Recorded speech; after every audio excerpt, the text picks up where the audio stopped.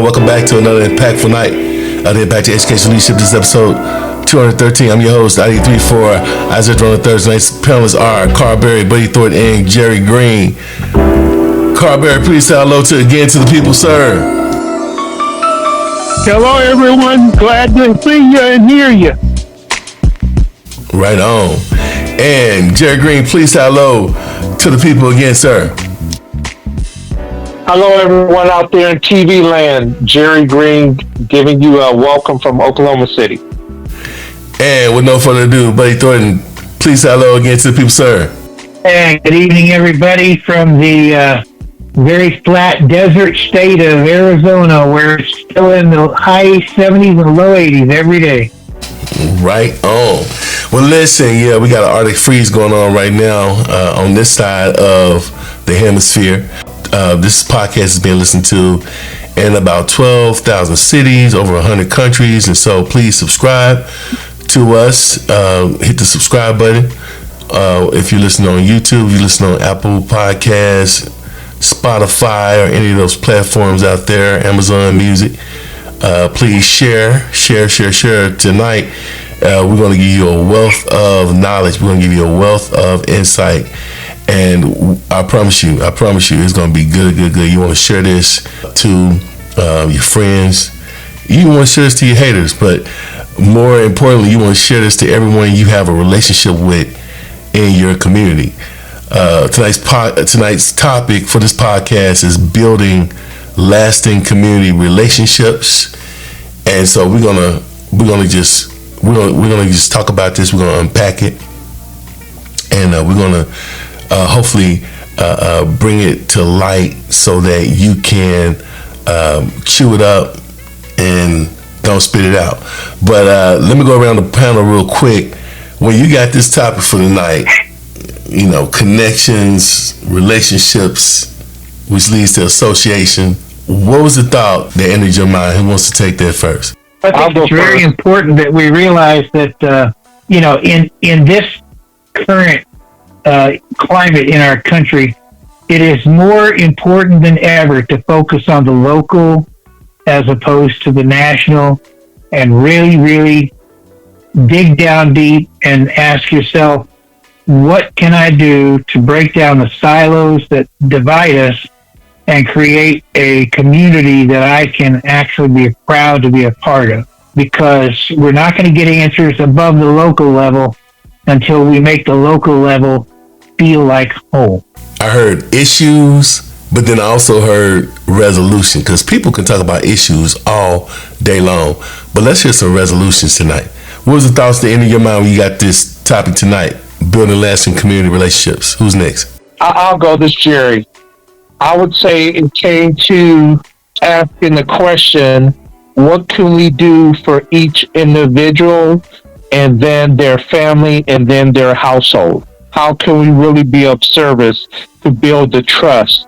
So if we do need to rally the troops, we have already built a firm foundation that they know we're there to be sincere and keep their family first and their household first. Oh, that's hot.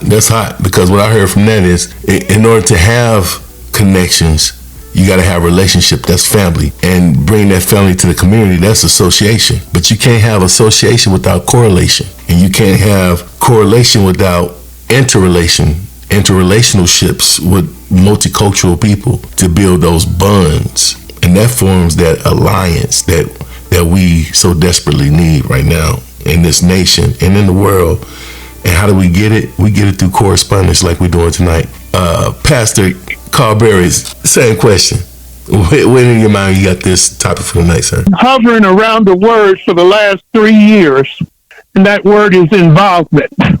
We've got to interact with one another honestly, and we've got to be aware of the influences that are trying to be leveraged against us, and then simply ask the question, what do you think? How do you feel? And I don't need a rote response. I just want to know what's on your heart. You're not going to make me mad, and I don't have all the answers, so I'm looking to you. by showing some respect and asking some questions so you can help me understand where the resolution actually is. Ooh, it's going to be good tonight because, see, what I heard from you is in order to have the right systems, you got to have the right people. And you also have to have the right programs. You know, we have allowed ourselves to be put in some very, very stringent silos. And Jerry lives right in the middle of the pure heart of the indigenous part of our country.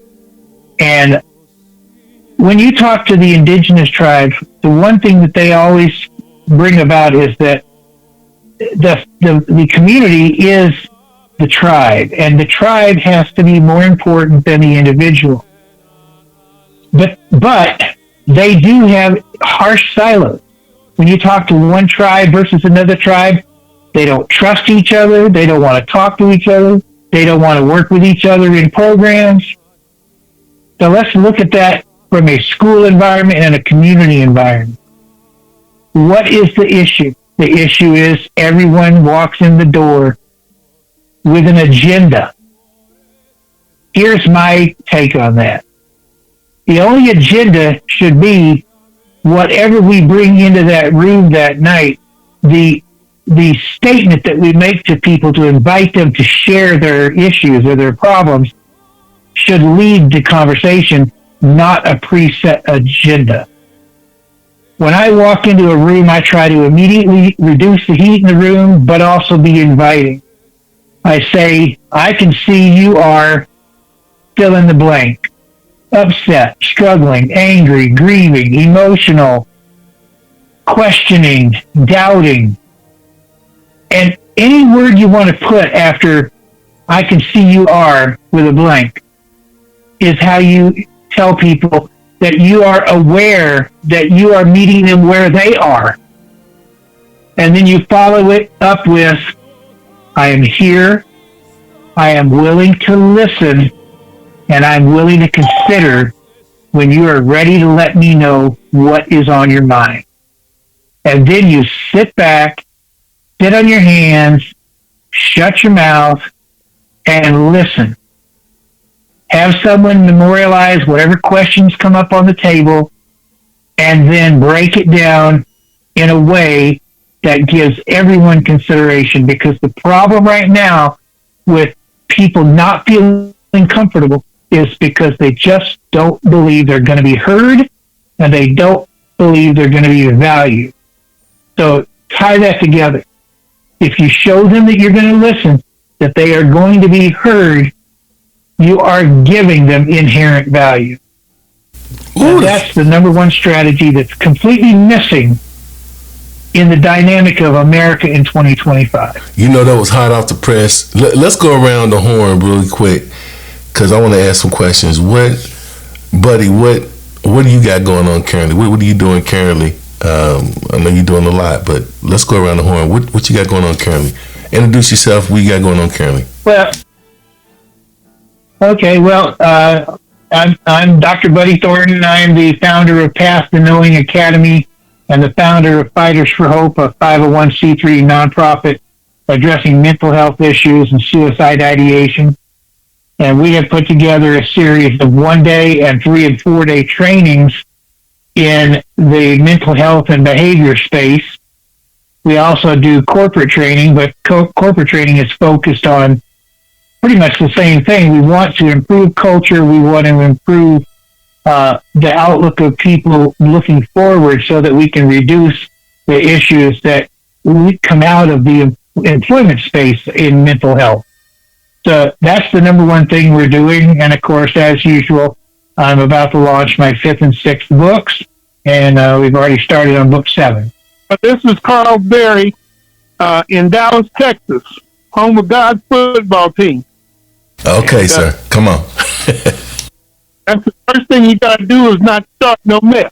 But sir. I'm with Community Care Resource Council. The council is a group of people that are community-minded and that don't have to be like-minded. The name and the word that Buddy referred to is that we got to ask. And we got to ask with respect. and love. Because what people want to do is all they really want to do is feel good about themselves. They don't want to be set up. They want to be lifted up. And I find that when I ask people what they really feel and explain to them, I'm asking because I don't want to argue with you. I don't want to disagree with you. I want to hear what you have to say and see what you can teach me. If I'm always in a learning process, I'm going to always learn something. But I've got to be attempting to understand and seek to understand rather than to be understood. Because the problem is I want everybody to hear my problems and my solutions. And the truth of the matter is I don't know what your problems are. So my solutions aren't going to be very effective until I know where you're at. One of the biggest things that I'm doing right now is I'm working with cities. I got a city I'm working with now where I'm working with the ISD. I'm working with the police, the fire department, the mayor, and city council, and 32 churches. And doing a series of psychosocial programs dealing with how to eat right, dealing with parenting issues, dealing with understanding and hearing the voice of children out of the mouths of babes, and doing the things that can help create a healthy conversation.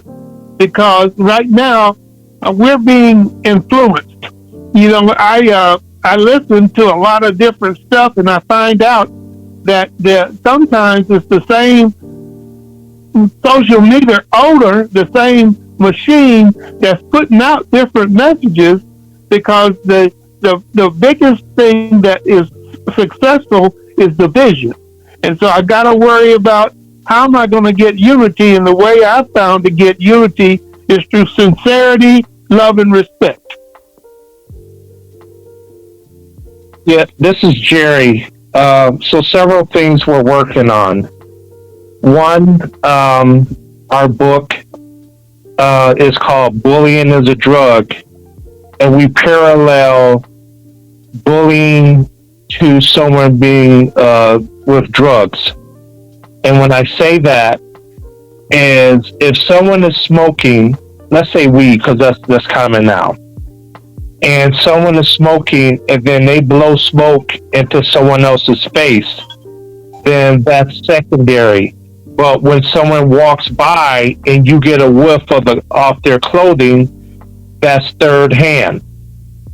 But if I'm the perpetrator being a bully and I'm bullying someone and then someone else sees it, that's third hand and they're the witness. So it's traumatic to everyone. And we parallel them two things, and then talk about, we hear about when kids start doing drugs at 12 and 13, how they stop growing.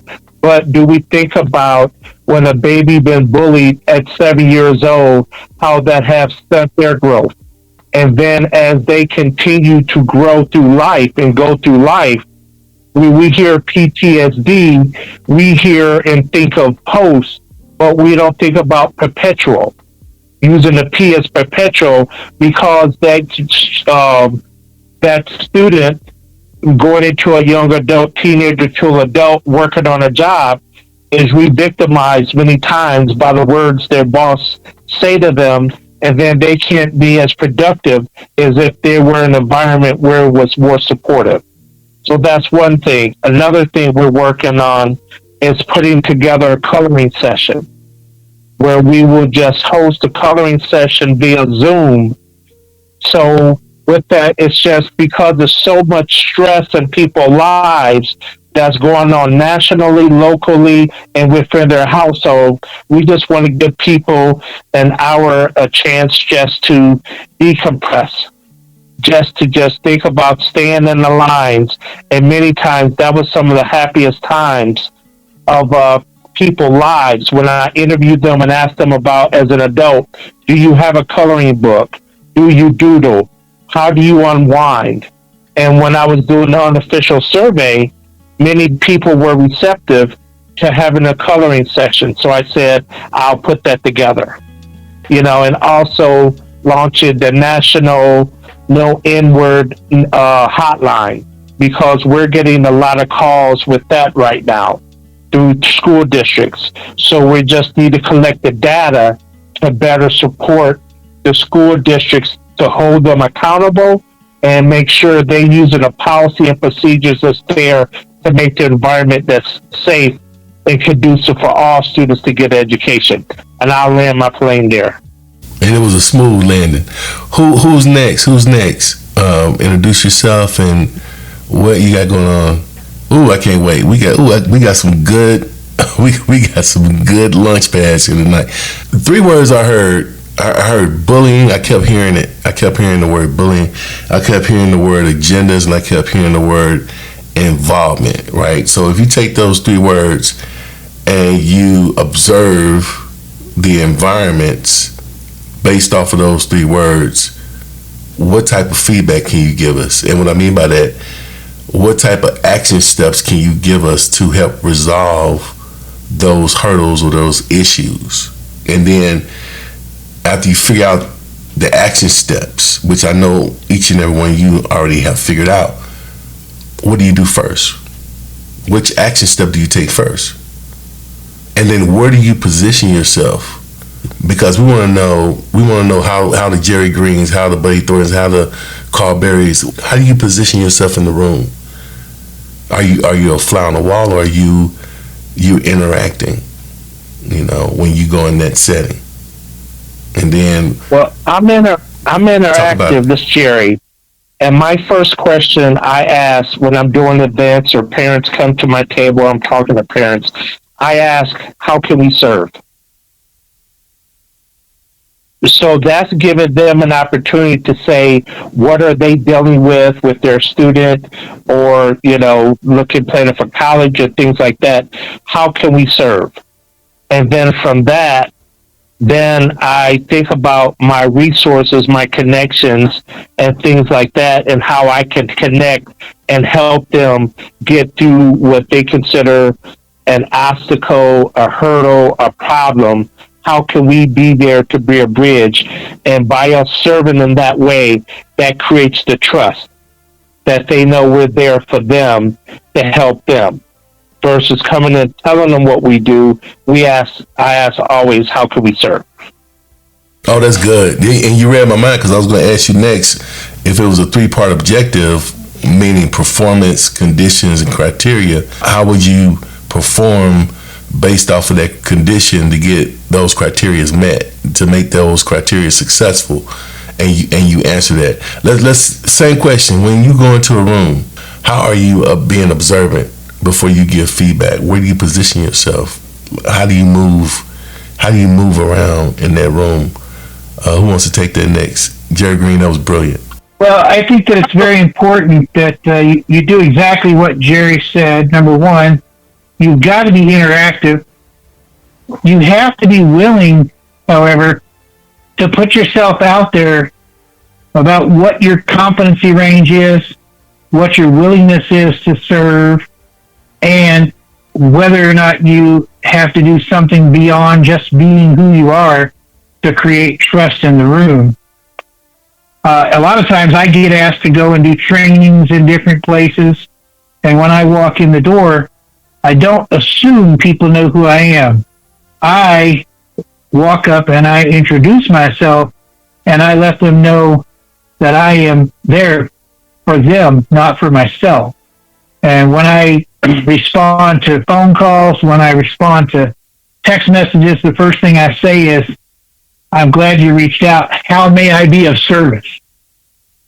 So in that way and in that mindset, Jerry Green and I are identical. We have to put ourselves out there because we do not want to be the world's best kept secret. But at the same time, we don't want to overshadow people. We need to meet them where they are, and then we need to be willing to solve their issues with them right where they are. That's good.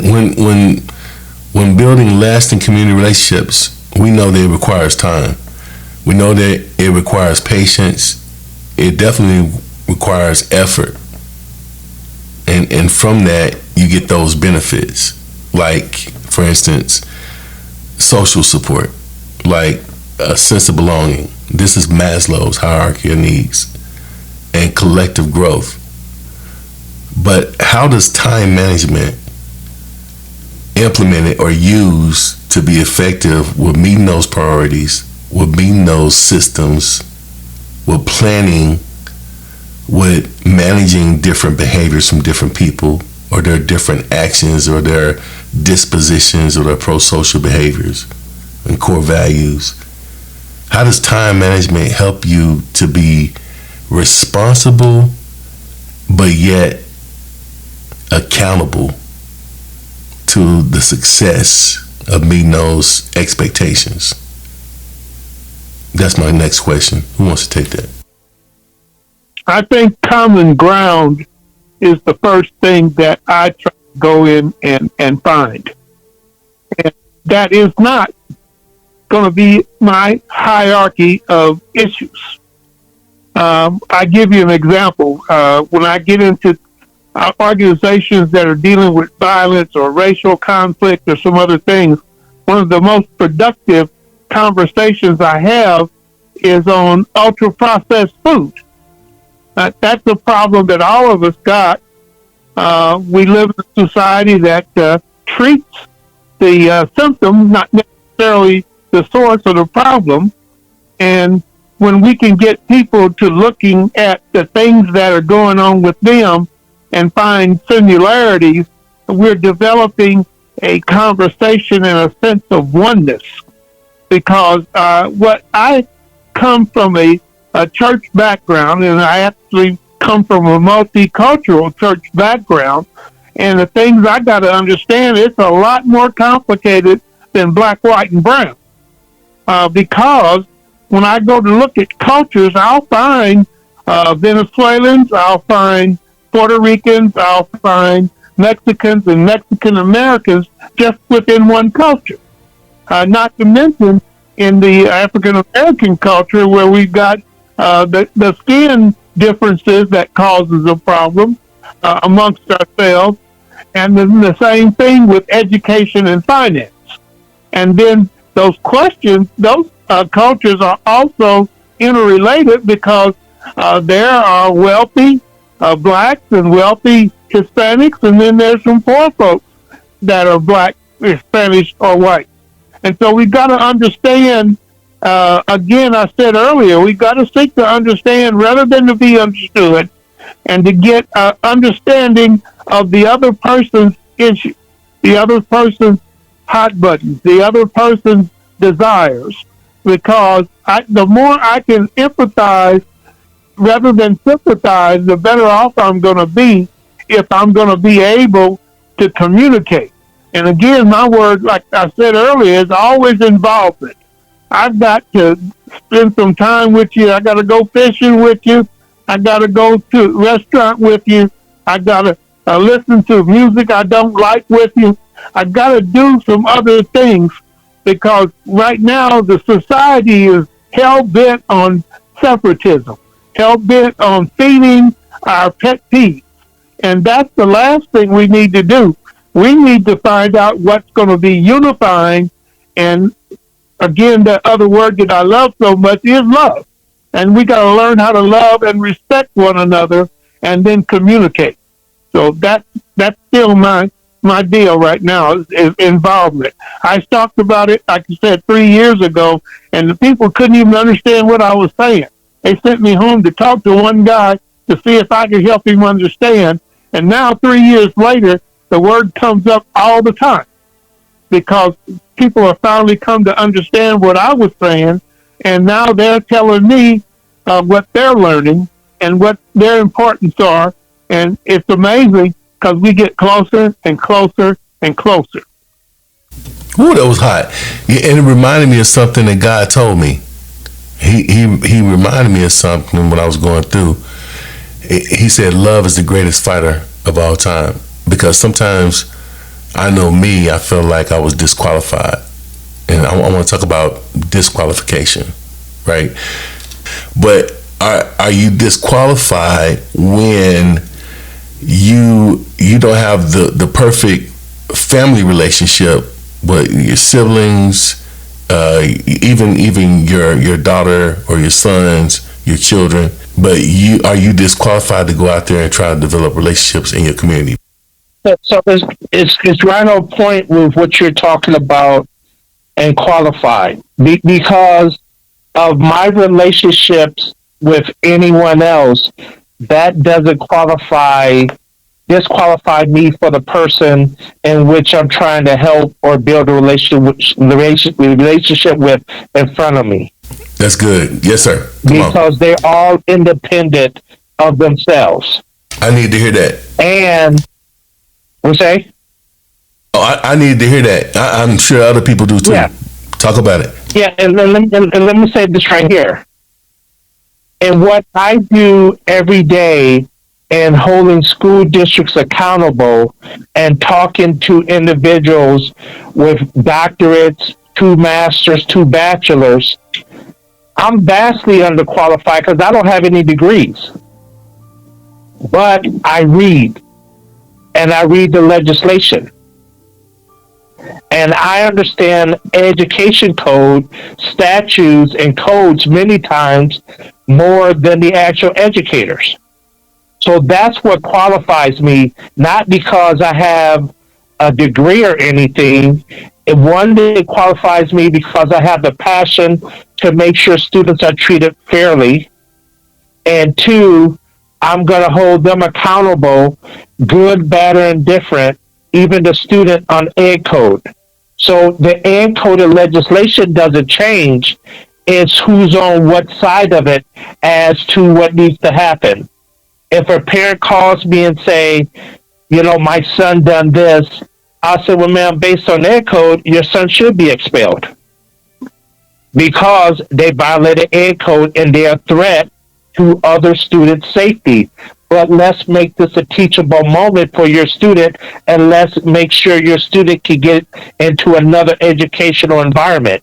They cannot go back to ABC high school or middle school because of their action. But let's make sure it's a safe and soft landing for them somewhere else. Ooh, that was hot. I just wanted to say, this is Camile White. I've been listening to you guys. But as far as disqualification that you mentioned, when you said that, I thought about the preacher who is out saving souls, and that is his mission and his job and his work. But a lot of times his own kids are lacking. But that doesn't mean he's not qualified to teach others, because his household isn't in the order that it would be, which it made me think of a lot of the prophets that was in the Bible. And when we talk about PK kids or preacher's kids, it seems like a lot of people say they're the worst. But their father may be great in saving souls and doing ministry work. And I also feel that the way our society is today is that people will dehumanize others so that they can treat them any kind of way. And a prime example is what our leadership wants to go and do in another country. To totally move people off their land. You're dehumanizing these people and just making them like they're not, human, to treat them any kind of way. And that's where I see a lot of disrespect that is happening right now. A lot of lack of caring and compassion that I feel we really, really need. And a lot of people are saying that you hear the buzzword now, I'm stressed out, or I need a mental break. It's because there's so much that is pulling at everybody nowadays. It puts multitasking on a new level. Now you sound like someone I met at Senator Royce West Christmas dinner. Is this the same Camile White? Because if it is, you need to introduce yourself, please. Introduce yourself, Honorable Camile White. Yes. Yes, I am Camile White. I'm the District 4 trustee for Dallas ISD, and I, of course, hear what you guys are saying. When it comes to all the topics that are just basically the questions that you've thrown out, I definitely see the need in our society as far as mind shifts and things of that nature that need to take place. Ooh, I'm honored. Listen, to have all these heavyweights on this podcast. Dallas ISD, for those that's listening, that's not from Texas, Dallas ISD is now the largest independent school district in the state of Texas. Let me go to Buddy Thornton really quick. Based off the conversation we had tonight, what are some strategies we can use to create an environment where people feel comfortable working with you within the group? Right now, because of the political landscape, everyone is stressed. A lot of stuff is ambiguous. A lot of stuff is unclear. There's a lot of smoke in the environment. Talk about it. Well, the biggest problem that we have right now, and the best way you can create anything, like I said before, is to listen and meet people where they are. But the problem with the leadership is there is no standard starting line, and they keep shifting the goalposts to meet their own agenda without considering the future ramifications of what they're doing to the country. They completely ignore the law of unintended consequences. They do not want to know what's going to happen 4 or 8 or 10 or 15 years from now. They do not understand that as they disenfranchise different groups of people across the country and put doubt in people's minds, fears into people's minds, that they are forcing them away from critical thinking, and they're putting them in a fight, flight, fear response mode, and no one can operate in that environment. Nobody. The biggest challenge we have in creating an environment where people feel as if they belong is they have to know what the standard is. The standard is not what we put on a piece of paper. The standard is not what is published. The standard is what we allow to happen. If we say one thing, but behind our back we allow a certain group of people to do as they please, and then we just wash it all out with the laundry, then we're doing a disservice to ourselves and to the community. So, yeah, we need to bring everything to a transparent level, and then we need to say, don't make us angry. Do not tell us that this is going to be the way it is. Give us a goalpost. Give us a target. Give us a talking point that we actually can sink our teeth into, that you are going to honor, so that we know exactly where we need to go, where we need to be, and how we need to think for ourselves. We are not going to think the way you want us to think. If you leave us in the dark, we can't find the light switch. We don't have a way to get where we're going. The strategy is clear objectives, clear goalposts, clear standards that are set and supported for everybody, not just a select group, because that is what's destroying our country. Ooh, that was hot. Listen, I'm going to go to Jerry Green, because you said something earlier and it did not rub me the wrong way. I mean, I just got my doctorate, and I'm going to tell you something. I worked tooth and nail to get that. But what you said, you really blessed my socks off. And what I mean by that is because in my research, I found out what you said is true. Education did not primarily come from, universities and schools like that, right? If you go back and research in the history of education, the history of education started with the art of war, the artistry of how to fight on the battlefield. That's when, like, how you gonna protect your family? Who could care less about, trigonometry, calculus, and all that stuff? No, how am I gonna protect my family? That was the greatest challenge since the beginning of time. That was the greatest fight. That was the greatest education. That was the greatest piece of knowledge of good and evil. How am I going to protect my family? How am I going to keep my family safe? so my question to you, when it comes to that great challenge of keeping your family safe, how does building strong relationships today affect that? Well, you have to have a village in which you can lean on for when things happen. Because you might think it's just happening to you, but it's happening to the community. And so with that, you build relationships. So when it's time to move, vote, or rally, or go even speak at any kind of board, meaning school board, supervisors, city council, you have a team behind you when you speak. So you're not out there on an island by yourself. And also with that, you also need to make sure when you speak that you're speaking from a position of fact and not emotion. Because too many times people speak from emotion and they get loud, but being loud is not a strategy. And I have parents that, I advocate for, I'm in the meetings with, or I talk to, and they're just being loud and everything. And I say, you can't do that when we get on the phone, right? Because then that will be looked at more than what's going on with your student and your baby and your scholar. So when we get on the phone, give your opinion, give what happened, and then I'm not going to stop you from being a parent, but to circle up the meeting at the end, I'm going to quote the education code. So now the district know we're talking the same, we're talking the same language. And you won't see me yell because I don't have to, because I'm in a position of authority.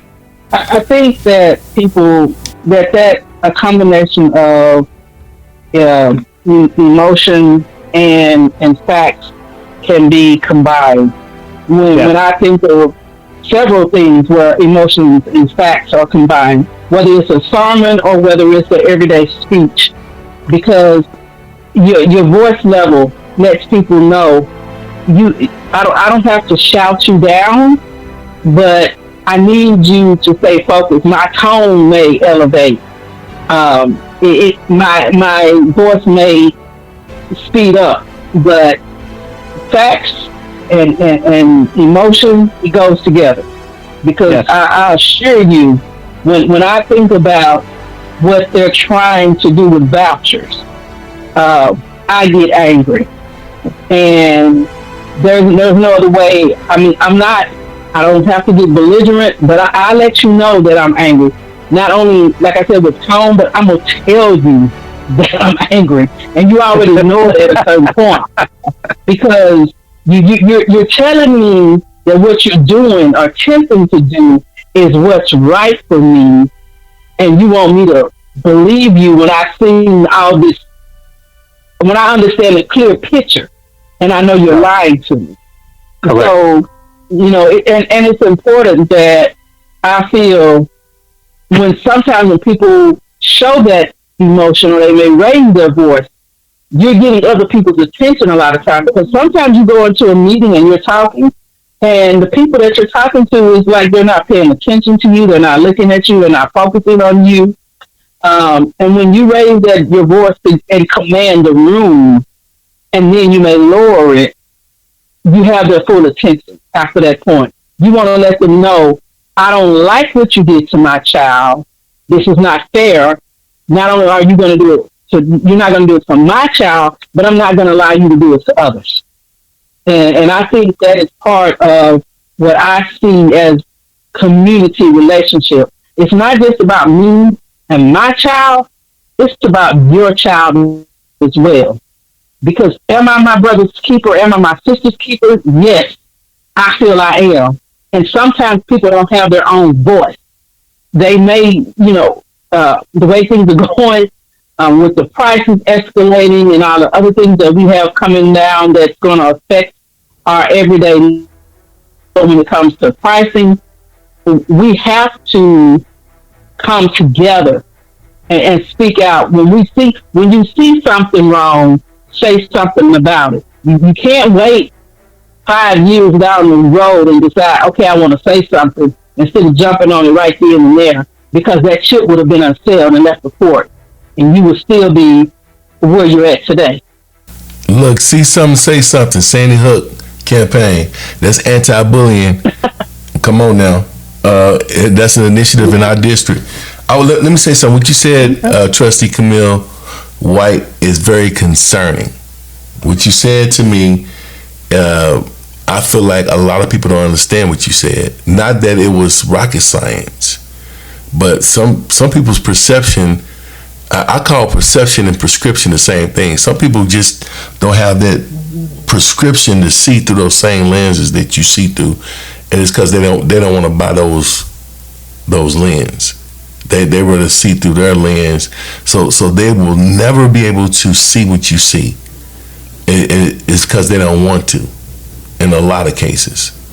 And so this topic tonight, building lasting community relationships, how was that affected by, and the panel's open, because I want to hear what you got to say. How was that affected by multicultural awareness? Building lasting community relationships. Talk about it. To me, since I've been working in my community for many years, door knocking, trying to get people to go out and vote and go to community meetings, crime watch meetings, things like that are essential to a community, because a lot of times when it comes to the city budget, or it comes to different policy that they want to put in place, when people don't participate and laws change and things happen, and they find out at the last minute, they're shocked. Well, when did this happen? Well, if you would come to the community meeting, we're discussing this. We're trying to make sure that we don't get left out, because like they say, a lot of times the squeaky wheel gets the oil, and if you're not letting your representative know that this is what you want, and you feel like you need this resource in your community, and you want this in your school, or whatever the case may be, if you're not coming together as a collective number, a lot of times it doesn't take 50 people. I saw in the city of Dallas where they got a dog park because 5 people went out, collected signatures from their neighbors. They came out, they spoke about it, and here we are today, the dog park in the city of Dallas. And it's just a matter of you getting out there and doing it. And sometimes it's like you may not even know how to come about doing it, but when you get out there and people see that you're trying, they'll help you out along the way. It's very important that we realize that it is about the local world that we should be involved in. When you go around the globe and you talk to different cultural groups all over the world, you'll find out that more than 80% of the people never go more than 500 miles from their home. You will find out that they live in the local. They do not live in the national or the global. If you don't know your neighbor's children's names, why not? If you don't know the city manager for the area that you live in, why not? If you can't name your school board members or your trustees, the question is, are we so busy trying to sit in our silos and feel sorry for ourselves, then get up and go do something? Because in this world, the only people who effect change are the people who are actually involved in effecting change. You can't talk about it. You got to go do something about it. And that's the life that I try to push every day. We live in a diverse neighborhood. We have a black family on one side. We have an elderly Hispanic family next to them. We have older people from Minnesota who are snowbirds across the street. They all know everybody. They all know the kids' names. They all know that if there's a problem, they can go to their neighbor. How many neighborhoods do you know can still say that in today's world? And I'll leave it there. Talk about it. Who's next? A lot of times, you guys know I'm a musician, and a lot of the songs have a. What do you play? huge Whoa, message. whoa, whoa, whoa, whoa! You're a musician. What do you play? You play the organ, saxophone, drums, Yeah, bass? keyboards, brass instruments.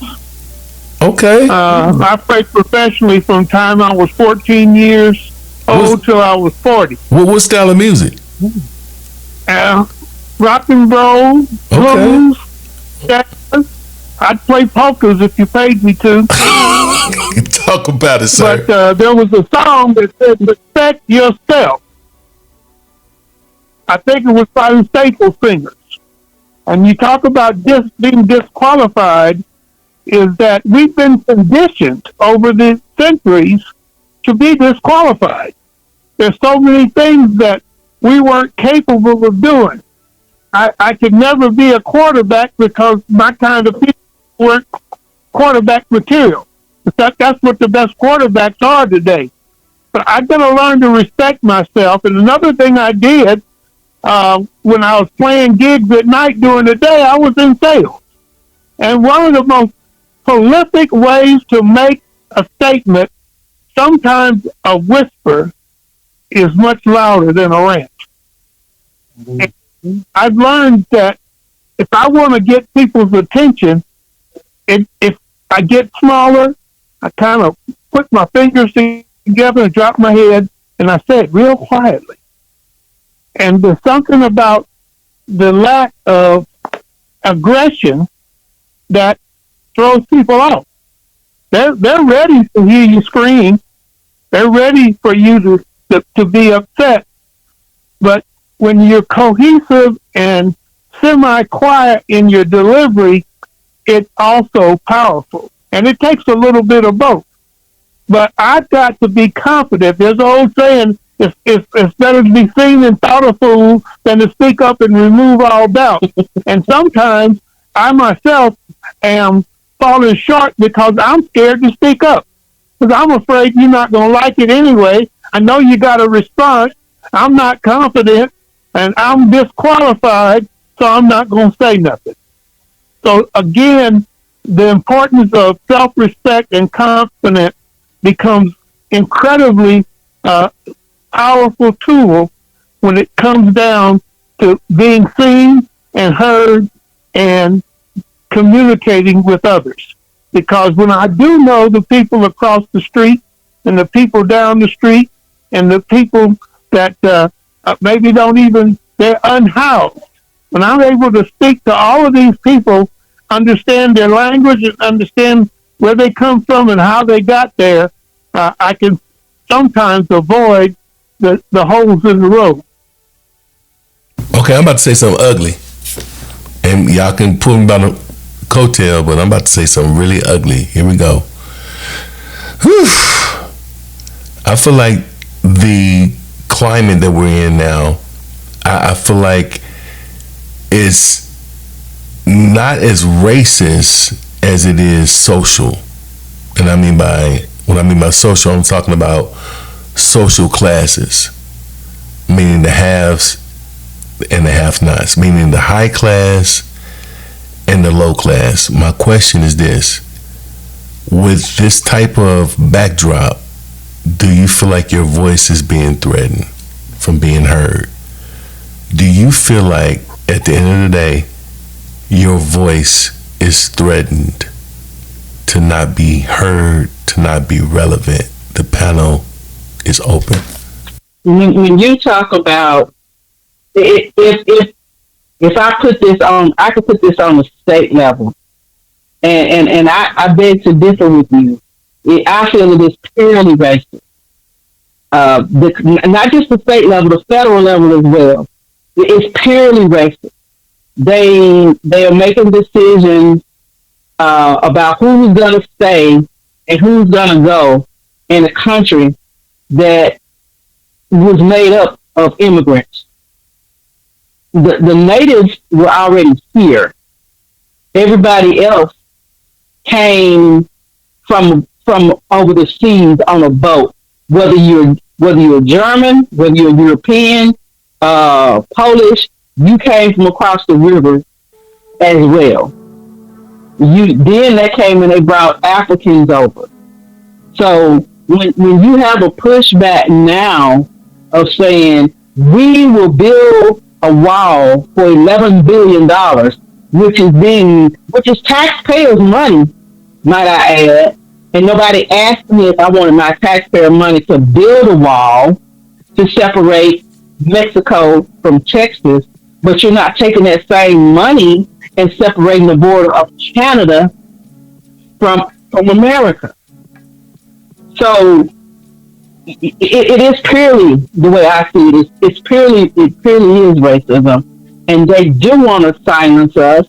That's just like they wanted to have access to our federal tax information, but the man that's the leadership of the White House, who was supposed to disclose his tax information, has not disclosed it yet. Make it make sense.